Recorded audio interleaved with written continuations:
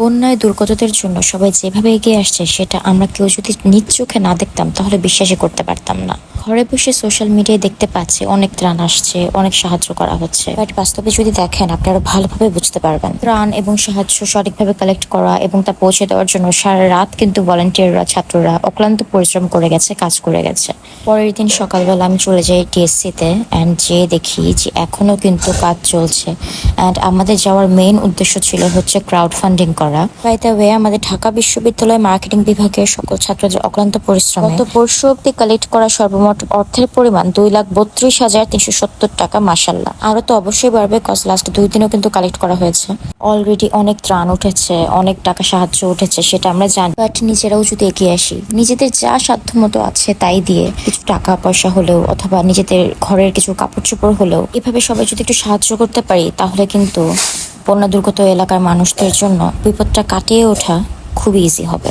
কারণ যেটা হয়ে গেছে হয়ে গেছে, এখন আমাদের মেইন ফোকাসটা হচ্ছে কিভাবে আমরা সেই জায়গা থেকে তাদেরকে উদ্ধার করতে পারি, দ্রুত এই বিপদ থেকে সবাই কাটিয়ে উঠতে পারি, তাই না? আর এই জন্য কিন্তু আমাদের প্রত্যেককে নিজ নিজ জায়গা থেকে এগিয়ে আসতে হবে। এবং টিএসসিতে এসে দেখলাম যে সবাই যেভাবে সাহায্য করতে আসছে, নিজেদের সাহায্যের হাত বাড়িয়ে দিচ্ছে। ইনফ্যাক্ট আপনারা অলরেডি দেখেছেন সোশ্যাল মিডিয়ায় ভাইরাল, ছোট ছোট বাচ্চারাও তাদের জমানো টাকা নিয়ে আসছে হেল্প করার জন্য। আসলে কি বলবো, এরকম স্বাধীনতায় কিন্তু আমরা চেয়েছিলাম, তাই না? বিকল্পকে আমি, তুমি, আমরা সবাই মাঠের মাঝখানে সারাক্ষণ কিন্তু আপুরা ত্রাণের সব কাপড় চোপড়গুলো হচ্ছে আলাদা করে করে ডিস্ট্রিবিউট করার জন্য রাখছিল।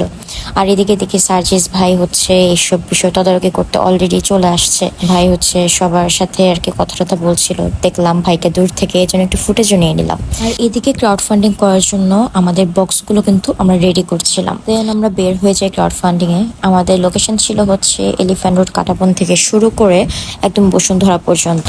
তো এর মাঝে হচ্ছে কোনো ফুটেজ না নিতে পারে, মাঝখানে জাস্ট আমার এইটুকু একটু ফুটেজ আমি নিয়ে রেখেছিলাম যে একটা মেমোরিজ হিসেবে থাকবে। আর আসলে কারোর জন্য কিছু করতে পারা, দেশের জন্য কিছু করতে পারা, সবার জন্য কিছু করতে পারা, এর মধ্যে আসলে একটা অন্যরকম আনন্দই কাজ করে। সেটা যতই কষ্টই হোক না কেন, আমরা সবাই মিলে আসলে আলহামদুলিল্লাহ যতটুকু চেষ্টা করেছি, উঠিয়েছি টাকা অলরেডি হচ্ছে উঠানো শেষ। তারপরেও যতটুকু চেষ্টা করেছি, সাধারণ মানুষের কাছ থেকে কিন্তু আমরা ফান্ড কালেক্ট করার ট্রাই করেছি।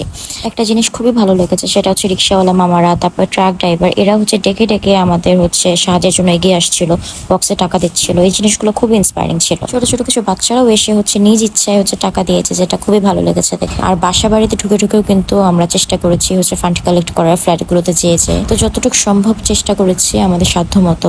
আমরা সবাই মিলে 2টা টিমে ভাগ হই, 2টা টিমে 2টা বক্স দিয়ে আমরা কালেক্ট করেছি টাকা। এটা ছিল প্রথম বক্সের টাকা, আর সেকেন্ড বক্সটা হচ্ছে এই যে আমরা বের করছিলাম সেকেন্ড বক্সের টাকাগুলো। একদিনে 2 ঘন্টায় আমরা আলহামদুলিল্লাহ ভালো কালেক্ট করতে পেরেছিলাম। এরপর আমরা এই টাকাগুলো ডিপার্টমেন্টে দিয়ে দিব অ্যান্ড অবশ্যই এনশিওর করবো যে টাকাগুলো বন্যার্তদের মাঝে ঠিকঠাক ভাবে ডিস্ট্রিবিউট করা হচ্ছে।